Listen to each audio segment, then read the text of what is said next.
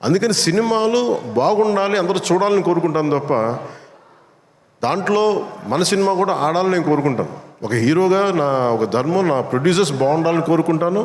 నా సినిమాకి నేను చాలా లో టైంలో ఉన్నప్పుడు భీమ్లా నాయక్ అనే సినిమాకి మీరు నిలబడిన విధానం నేను మర్చిపోలేను నా అభిమానులకి. ఒకసారి అనుకుంటా, నేను మీరు కనుక లేకపోతే పవన్ కళ్యాణ్ అనేవాడు లేడు. ఒకసారి నాకు సభకు వచ్చే వరకు నేను ఏం మాట్లాడాలో నాకే పెద్ద అవగాహన ఏమి ఉండదు.